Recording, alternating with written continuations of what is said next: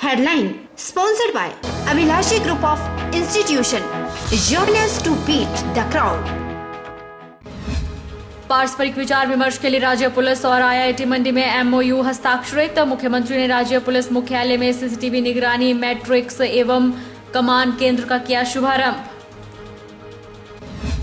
पहली बार सोलन पहुंचने पर एक्शन मोड पर दिखे खाद्य आपूर्ति मंत्री ने खाद्य एवं नागरिक निगम के विभिन्न भंडारण गृहों का किया निरीक्षण। बोले उपभोक्ताओं को गुणवत्तापूर्ण सामान मिले, इसके लिए सरकार वचनबद्ध। कृषि अध्यादेश के विरोध में सड़कों पर उतरे किसान नेता बोले कॉन्ट्रैक्ट फार्मिंग किसानों के हितों के साथ कुठारघात। किसान विरोधी अध्यादेशों को वापस लेने की जा रही है मांग। और नेरचौक के कंसा ग्राउंड को दिलाई जाएगी राष्ट्रीय पहचान। परिषद ने लिया फैसला, कंसा ग्राउंड में 100 बीघा जमीन पर बनाया जाएगा ग्राउंड। अवैध कब्जाधारियों से जल्द छुड़वाई जाएगी जमीनें। नमस्कार, आप देख रहे हैं HP 24x7। मैं हूं जनीशा। मुख्यमंत्री जयराम ठाकुर की अध्यक्षता में हिमाचल प्रदेश पुलिस और भारतीय प्रौद्योगिकी संस्थान मंडी के बीच एक समझौता ज्ञापन हस्ताक्षरित किया गया है, जिसका उद्देश्य पारस्परिक विचार विमर्श के लिए संस्थागत तंत्र स्थापित करना है। मुख्यमंत्री ने इस अवसर पर हिमाचल प्रदेश पुलिस मुख्यालय शिमला में सीसीटीवी निगरानी मैट्रिक्स और कमांड केंद्र का शुभारंभ भी किया।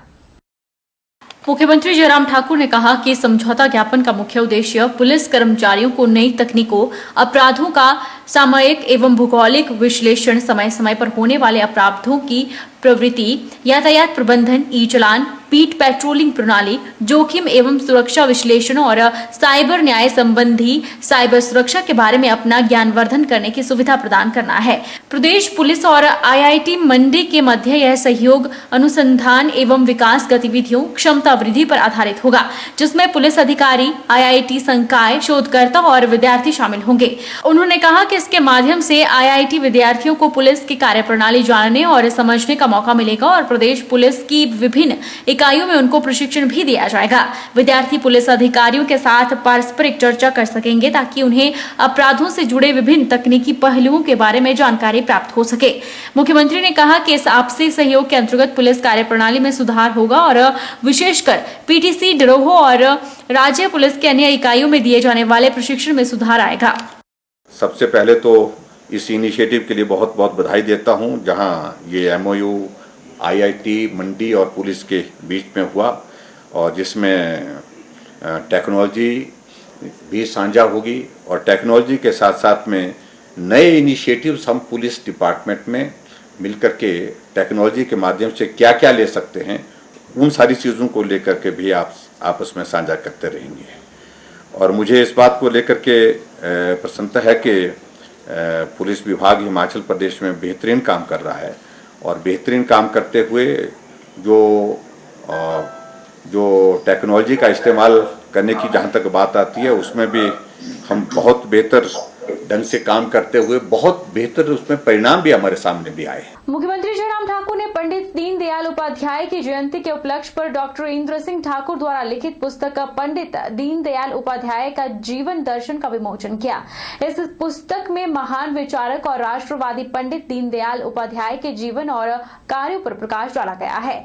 मुख्यमंत्री ने लेखक के प्रयासों की सराहना करते हुए कहा कि यह पुस्तक शोधकर्ताओं, विद्वानों और विद्यार्थियों के लिए उपयोगी सिद्ध होगी। पहली बार सोलन पहुंचने पर हिमाचल प्रदेश खाद्य आपूर्ति मंत्री राजेंद्र गर्ग एक्शन मोड में दिखाई दिए। सोलन पहुंचने पर राजेंद्र गर्ग ने सबसे पहले खाद्य एवं नागरिक निगम के विभिन्न भंडारण गृहों का निरीक्षण किया और व्यवस्थाओं की जांच की। उन्होंने आटा, चावल, कनक सहित अन्य खाद्य वस्तुओं को जांचा और इनके सुरक्षित भंडारण और समयबद्ध निरीक्षण के संबंध में अधिकारियों को निर्देश दिए। हमने अभी 2 स्टोर यहाँ देखे और दोनों में ही अच्छी व्यवस्था से यहाँ व्यवस्थित तरीके से सारा सामान जो है वो रखा गया है और उसकी क्वालिटी को भी हमने देखा। आटा, चावल, इनको देख कर के कई बार जनरली शिकायत रहती है लोगों की, तो उसको भी हमने यहाँ गोदाम में आकर देखा तो जो आटा है, चावल है, बढ़िया साफ चावल और अच्छा आटा जो है, क्वालिटी जो है यहाँ पाई गई है। हिमाचल प्रदेश खाद्य आपूर्ति मंत्री राजेंद्र गर्ग ने कहा कि आगामी समय में राशन कार्ड धारकों की आंखों की स्कैनिंग करके ही डिपुओं पर लोगों को राशन वितरित किया जाएगा। उन्होंने कहा कि इनकम टैक्स देने वाले उपभोक्ताओं की राशन सब्सिडी में कटौती की जाएगी और उपभोक्ताओं को समय पर राशन मिले, यह सुनिश्चित किया जा रहा है ताकि लोगों को परेशानी न हो और समय पर लोगों को राशन मिले। मंत्री ने कहा कि अभी तक 140 अधिकारियों पर सरकारी राशन डकारने पर कार्रवाई की गई है, वहीं उनसे अब तक 26 लाख रुपए भी रिकवरी की गई है। राजेंद्र गर्ग ने कहा कि उपभोक्ताओं को गुणवत्तापूर्ण सामान मिले, इसके लिए सरकार वचनबद्ध है। कैबिनेट में निर्णय लिया गया कि जो इनकम टैक्स पेयर्स हैं उनको भी सोसाइटियों से राशन देंगे, लेकिन उनको सब्सिडी नहीं देगी। आटा और चावल में सब्सिडी जैसे उनको पहले मिलती थी वैसे मिलती रहेगी, लेकिन दालें हैं या चीनी है और अन्य जो सामान मिलता है सोसाइटीज में कंट्रोल पर, वो उनको एट पर रेट पर जो है वो उपलब्ध रहेगा। विभाग ने विचार किया और हमने स्पष्ट निर्देश दिए हैं कि 10 तारीख तक, महीने की 10 तारीख तक गोदामों में हमारा जहाँ से जो फीडिंग सेंटर हैं वहाँ पर सारा सामान जो है एक मुश्त उपलब्ध हो, उसकी व्यवस्था की जा रही है और अक्टूबर महीने से हम इसको सुनिश्चित कर देंगे कि 10 तारीख तक सारा का सारा सामान जो है वो गोदामों तक पहुंच जाए और उसके बाद आगे डिपोज को सप्लाई कर दी जाएगी। राज्यसभा में सरकार द्वारा कृषि अध्यादेश पारित करने के बाद देश और प्रदेश में राजनीति गर्मा गई है। विपक्षी दल जमकर सरकार पर निशाना साध रहे हैं। वहीं शुक्रवार को सीटों से संबंधित विभिन्न हिमाचल किसान सभा ने मंडी जिला मुख्यालय में इन अध्यादेशों के खिलाफ विरोध प्रदर्शन किया और उपायुक्त के माध्यम से प्रधानमंत्री को ज्ञापन भेजा। शुक्रवार को सीटों से संबंधित हिमाचल किसान सभा ने मंडी जिला मुख्यालय पर किसान विरोधी बिलों को वापस लिए जाने की मांग को लेकर विरोध प्रदर्शन किया। केंद्र सरकार के इन अध्यादेशों को किसानों के हितों पर कुठाराघात करार दिया। हिमाचल किसान सभा की ओर से जोगिंदर वालिया ने केंद्र सरकार पर निशाना साधते हुए कहा कि सरकार के द्वारा संसद में 3 अध्यादेश पारित किए गए हैं और इनके माध्यम से बड़े बड़े आढ़तियों को जमीनें और फसलें कौड़ियों के भाव बेचना चाहती है। जोगिंदर वालिया ने कहा कि सरकार एपीएमसी यानी कि मार्किंग कमेटी उसे खत्म करने जा रही है, जिससे कि लोगों की खाद्य सुरक्षा पर भी खतरा पैदा होगा। सरकार ने 3 अध्यादेश जो पारित किए हैं, उन अध्यादेशों का मूल मंत्र ये है कि वो सरकार जो है बड़े बड़े जो आड़ती हैं, बड़े बड़े जो सरमाया है अदानी अंबानी, उनको जो है जमीनें और उसकी जो फसल है उसको कौड़ियों के भाव बेचना चाहती है। उसमें जैसे पहला कानून है कि जितनी भी जो हमारी ये एपीएमसी है, जो हमारी मार्केटिंग कमेटी है, उसको खत्म करने जा रहे हैं। उसका अब जो है किसान जो है वो आड़त में नहीं अपना माल लेके जाएगा। अब जो है किसान जो है उसको जो है खुले में किसी व्यापारी के पास कहीं भी जो बेच सकता है। जीवन यापन की जो दालें हैं, आपका आलू है, प्याज है, उसमें एक लिमिट होती थी कि आप कम से कम जो है क्विंटल तक जो है वो होल्डिंग कर सकते हैं, ये रख सकते हैं स्टोर में। अब जो है वो कितनी मर्जी रख ले, तो बड़ा व्यापारी जब वो इससे ज्यादा रखेगा तो बाजार में जब उतारेगा तब उसको भाव मिलेगा। वो जो 10 रुपए किलो आलू नहीं बेचेगा अब, या 30 रुपए किलो दाल नहीं बेचेगा। वो दाल जो है तब बेचेगा जब 60 रुपए 100 रुपए किलो दाल, 120 रुपए किलो दाल बिकेगी। कॉन्ट्रैक्ट फार्मिंग जो है वो करने जा रही है। कोई भी जो बड़ा व्यापारी और आड़ती जो है वो हमारी खेत को पहले ले लेगा, तय कर लेगा कि क्या भाव देना है मैंने। अगर बाद में भाव 50 रुपए किलो है, अगर पहले तय 10 रुपए किलो है, तो आपको 10 रुपए ही रेट मिलेगा, वो 40 रुपए वो कमाएगा। तो ये अपने आप में किसानों के साथ बहुत बड़ा कुठाराघात हो रहा है। कृषि और किसान संबंधी 3 अध्यादेशों पर संसद सदस्यों के मतदान के अधिकार की उपेक्षा करना और बिलों को जबरदस्ती पारित करने को लेकर जोगिंद्रनगर के किसानों ने धरना प्रदर्शन किया।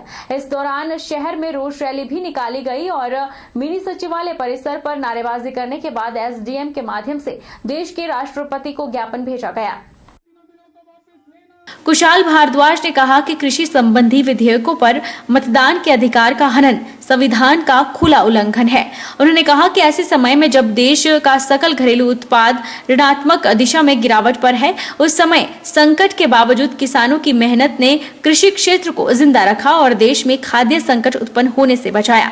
कोरोना काल में लॉकडाउन के कारण जब जनता को बाहर निकलने की पाबंदी थी, उस समय का अनुचित लाभ उठाकर केंद्र सरकार ने किसान विरोधी 3 अध्यादेश थोपे गए।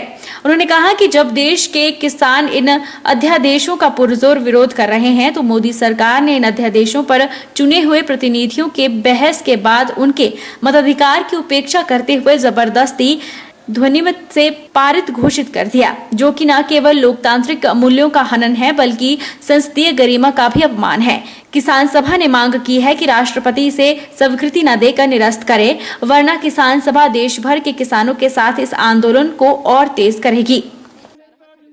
राज्यसभा के अंदर जब ध्वनिमत से उसको पारित किया गया और विपक्षी सदस्यों ने, किसान हितैषी सदस्यों ने जब ये मांग उठाई मत विभाजन की, तो वहाँ पर जो उपसभापति महोदय ने मत विभाजन की इजाज़त नहीं दी। ये आज़ाद हिंदुस्तान के अंदर पहली बार हुआ है।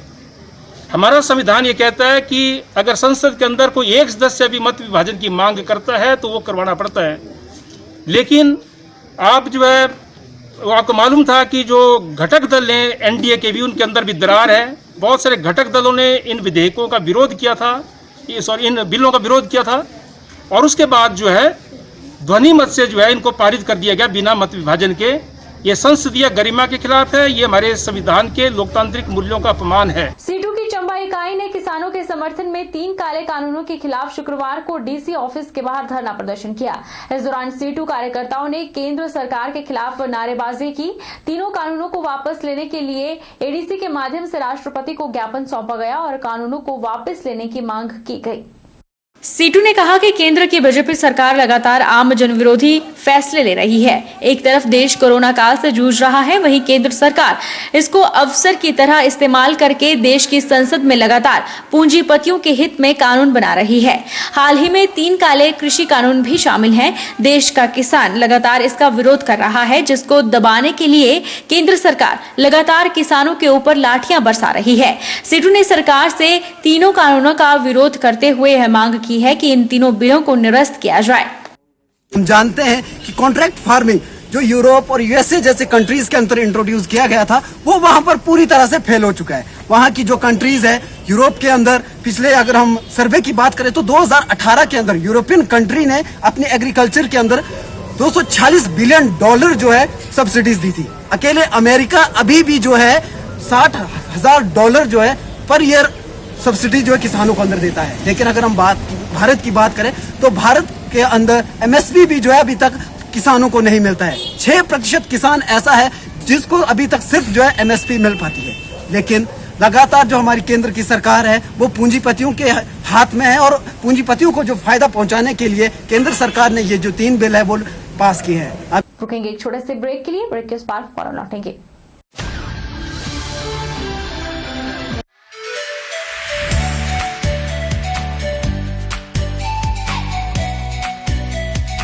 Abhilashi Group of Institution. Here you can get admission in 2020 and 21 for BTech in Civil, Mechanical, Electrical and Computer Science Engineering, Diploma in Civil, Mechanical and Electrical Engineering, B Pharmacy, B.Ed, D.L.Ed, MSc, Physics, Chemistry, Botany, A&M, GNM, BSc Nursing and Post Basic BSc Nursing courses. For detailed inquiry, please contact Abhilashi Group of Institutions near Chowk, Tehsil Balh, District Mandi, Himachal Pradesh.